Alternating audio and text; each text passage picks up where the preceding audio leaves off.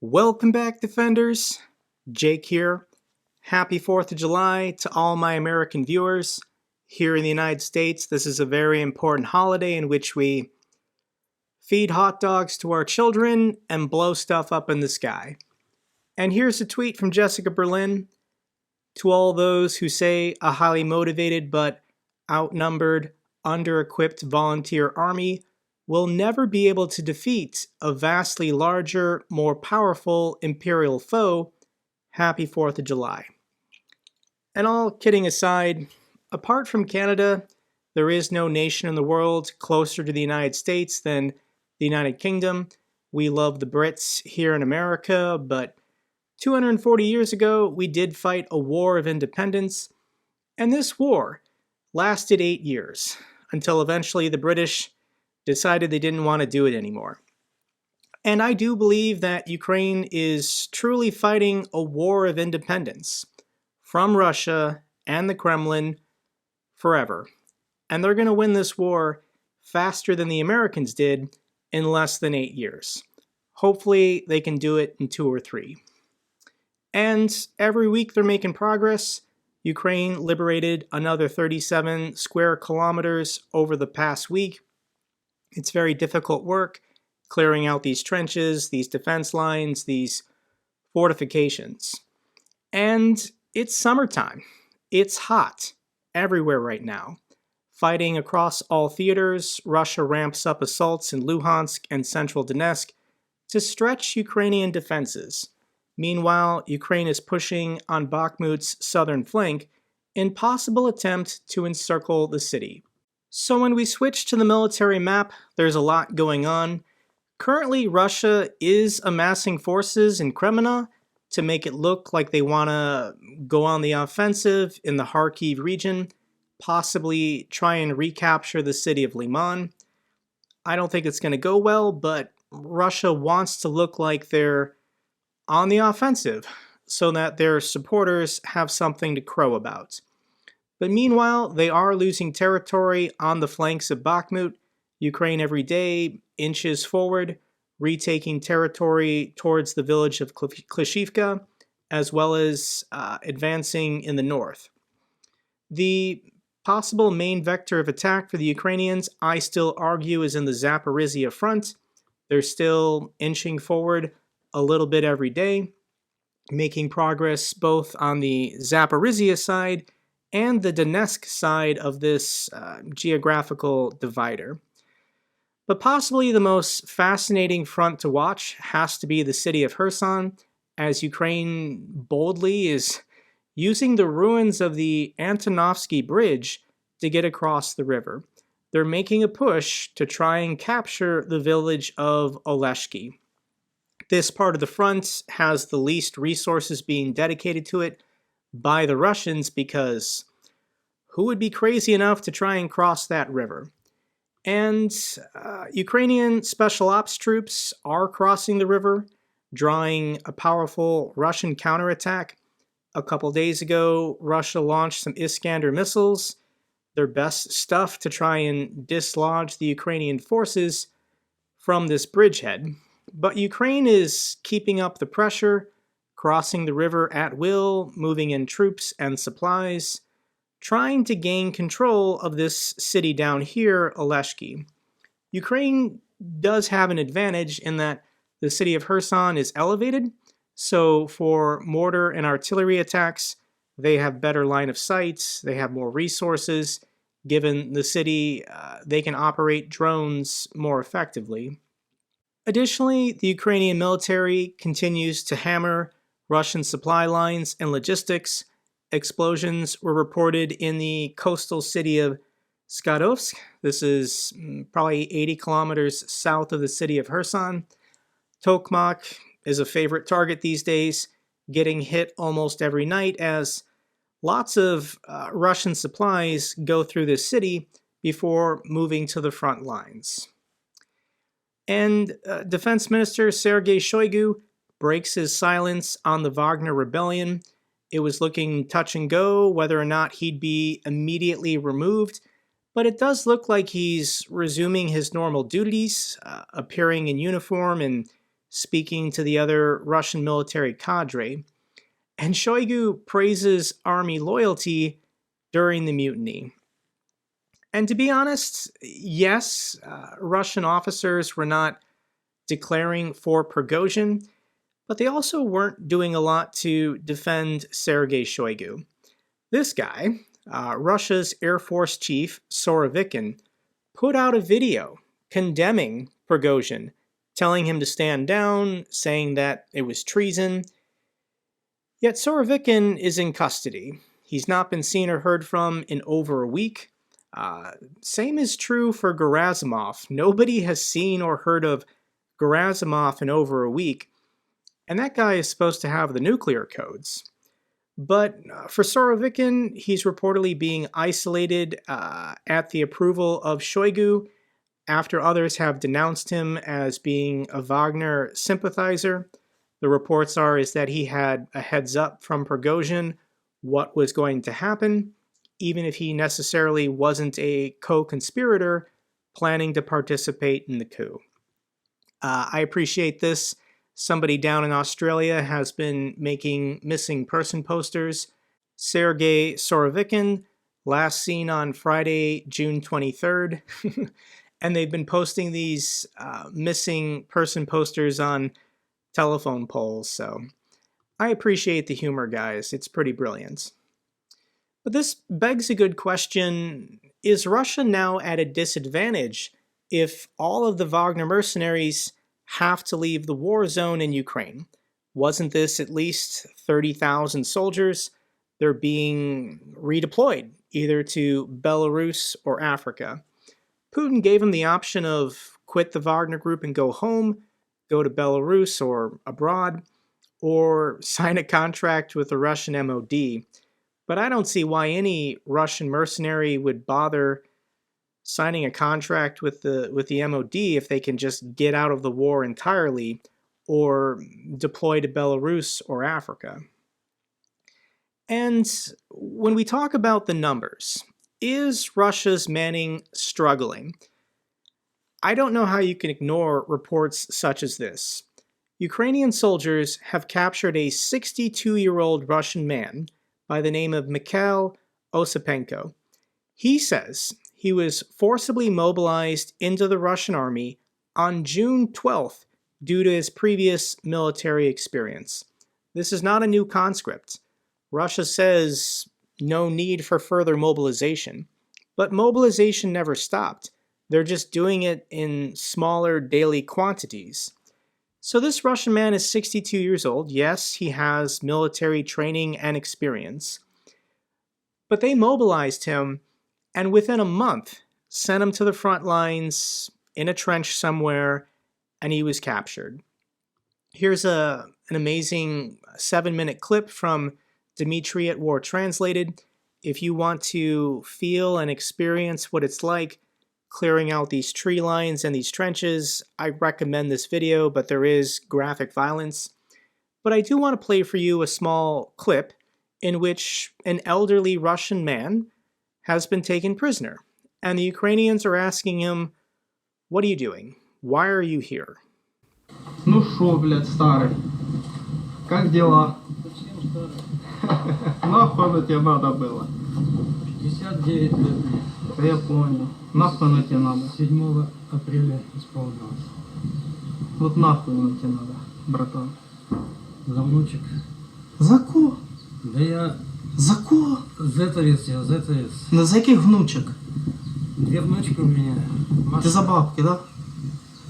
А що за внучки? Ми що, внучок твоїх купили, чи що? Нам дали полгода, то с нас эту статью, то, что, за что мы судимы. Я понял. И мы перед... Візьми там воду в цьому бліндажі. Перед детьми все будем чистые. З вас буде хтось сок? Wow. So this 59-year-old Russian man had some kind of criminal case brought against him by the state, and some judge and prosecutor told him, well, if you just go to Ukraine for 6 months and fight on the front lines, we'll drop all charges against you. And this man is saying he did it for his grandchildren so that he could be free, so that he could be with his family. So here are the Ukrainian soldiers taking him as a prisoner of war and giving him juice boxes. So Wagner officially now has halted all recruitment across Russia. In my last update video, there were journalists proving that Wagner was still recruiting. They were calling recruitment offices, asking for information, and Wagner said, yeah, we're still taking new applicants, we're still signing contracts. Well, the Russian government noticed that, and they officially got Wagner to stop. So Wagner is now saying they're taking a 1-month recruitment pause, but I think all these recruitment offices are going to be shuttered. They're going to tell Wagner, you can't take these guys anymore. Anybody willing to fight needs to go to Ukraine, not Belarus or Africa. So where is Prigozhin going to get new soldiers? And this is insane, but Prigozhin is trying to solve the recruitment issue in Belarus by recruiting from the prisons in Belarus. Apparently Lukashenko thinks this is a good idea. He's already approved it. So where is Prigozhin? What's he doing? And he's on a tour of all the prisons in Belarus, recruiting people to join the Wagner group. Do these people have any other ideas how to fight this war? And we got the first pictures of what the Wagner camp in Belarus looks like. They're putting up tents, they're building barracks, they're building bunks. I mean, this works for summer, but do you really want to be sleeping out there for a Belarusian winter? I don't know how bad it gets in Belarus in the wintertime, but I don't know what these guys are going to do when it starts getting cold. And Prigozhin did put out a video clip yesterday, nothing specific or important, just thanking his supporters and promising future victories on the front line. He didn't mention Ukraine, so what front line is he speaking of? Rumors of Kadyrov dying was disinformation to camouflage a Mecca pilgrimage. So I don't like talking about Kadyrov. I think he's kind of irrelevant, but there have been reports for weeks and months that he's sick, that he's been poisoned, that he's about to die. And he put out a video saying that was all purposeful disinformation because he traveled to Mecca on a pilgrimage. Okay, whatever. But here's the video he put out yesterday, and just listen to him talk for a little bit. Так что мы живем, потихоньку живем, хлеб живем, если что. Интересная жизнь. He's always kind of looked and sounded like Jabba the Hutt, so I honestly can't tell if he's sick or not, but the man is only 46, and he doesn't look great. And in the video he put out, saying that he's not sick or dying, I mean, this is what his wrist looks like.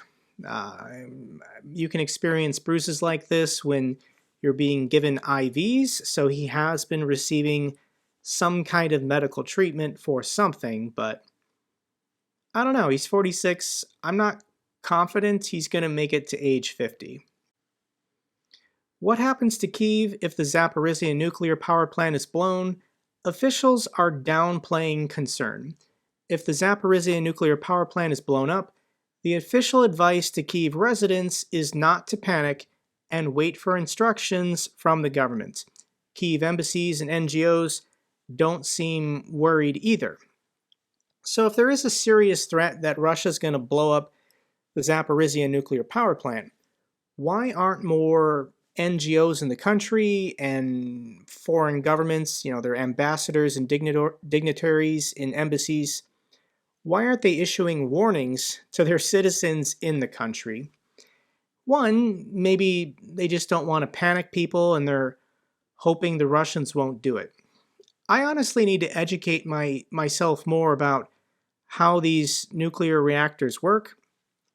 There also is a possibility that Russia is not trying to spew radiation everywhere, but they do want to abandon this plant and leave it non-functional for Ukraine once Ukraine captures it.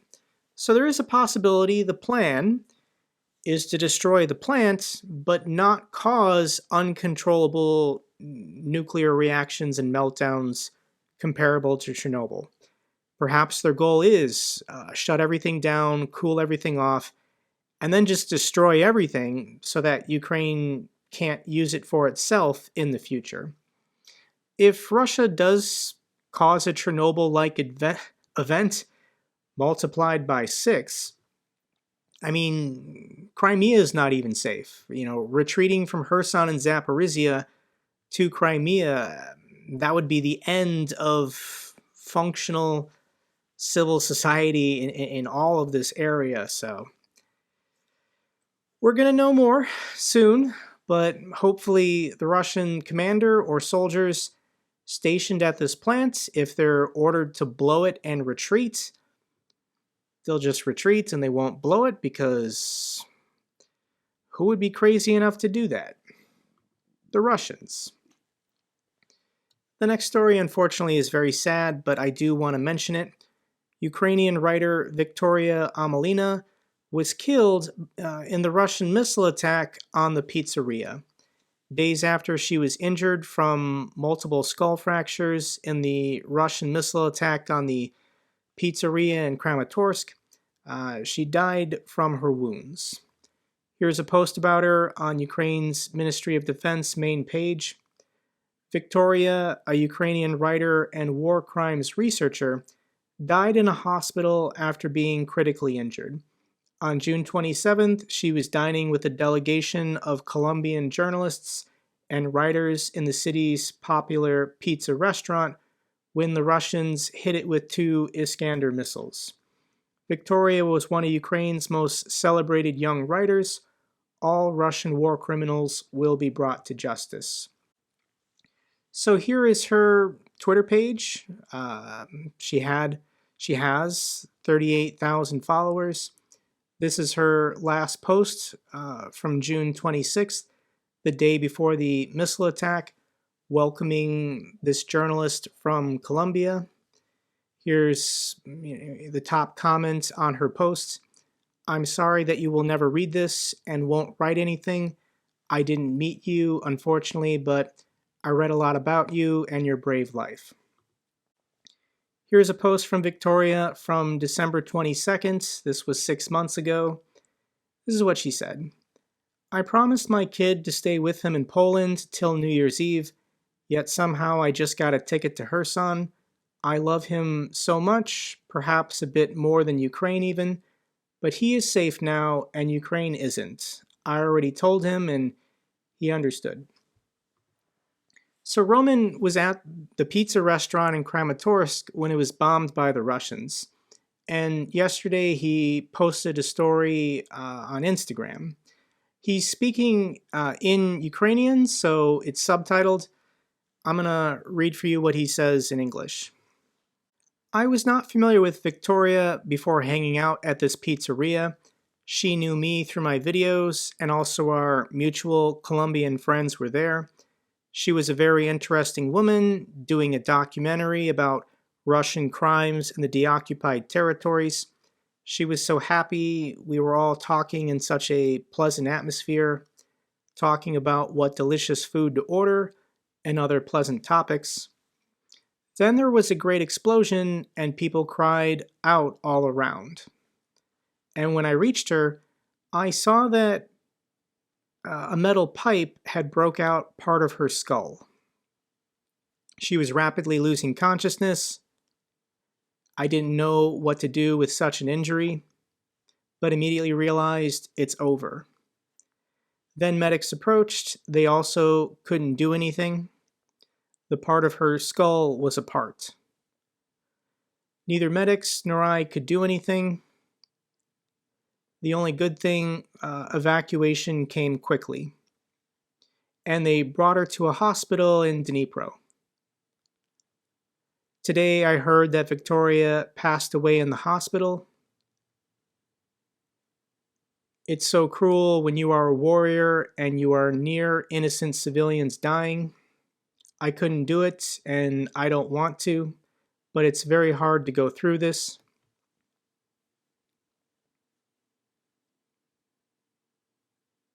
And our terroristic enemy gives us much pain in the beginning, but afterwards we become even more motivated to eliminate them and win this war.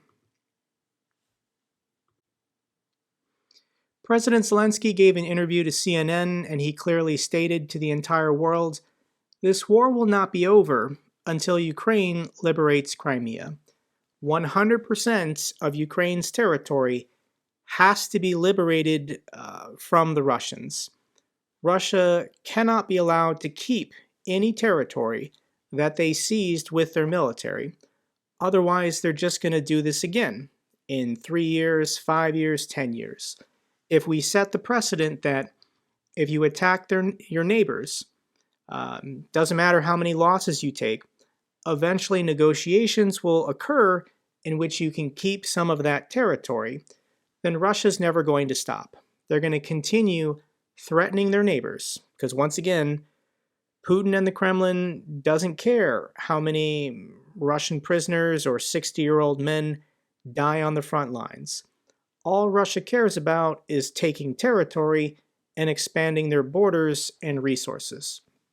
So a complete defeat of Russia, by definition, of the Ukrainian government is 100% of their territory liberated, including Crimea.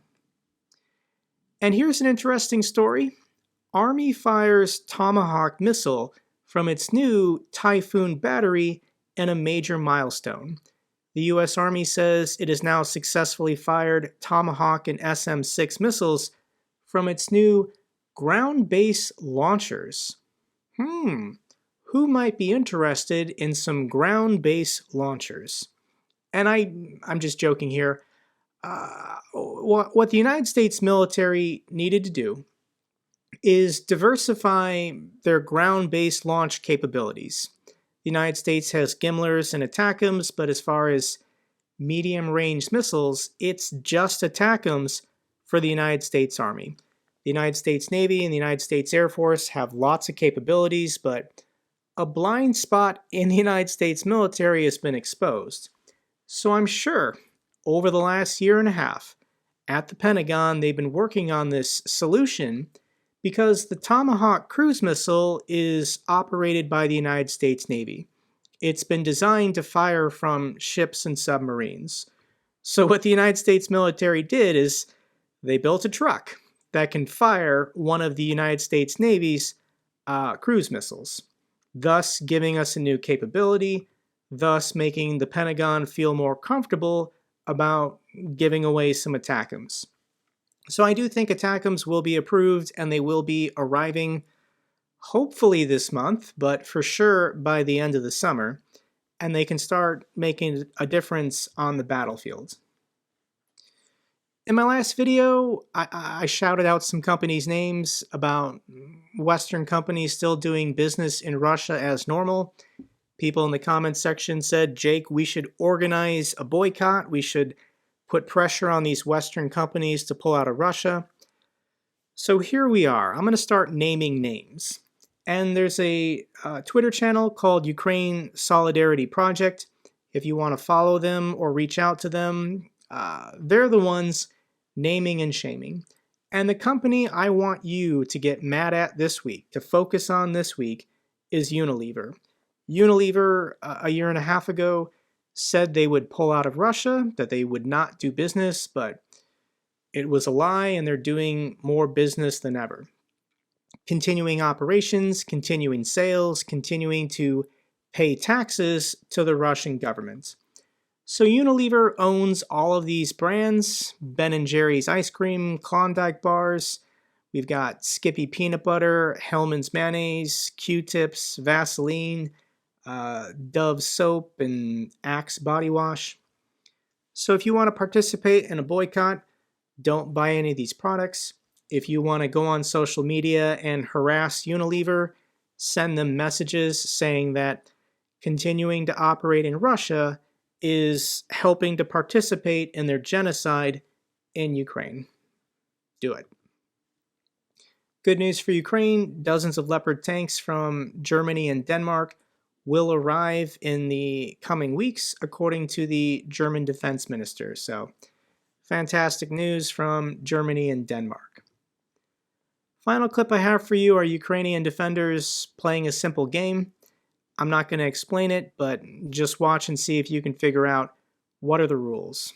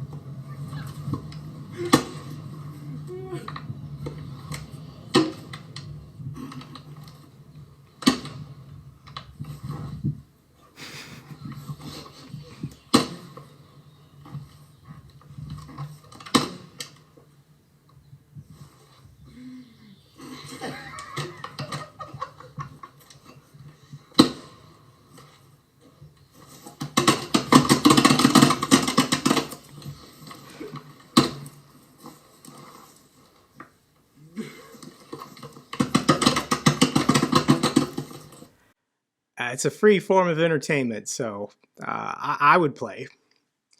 That's all for this update video. Glory to Ukraine, glory to the heroes. If you found this video informative, give me a thumbs up. Best way to support the channel. Comments and questions, let me know down below. I love hearing from you guys. Till the next video, keep defending the truth, keep defending democracy.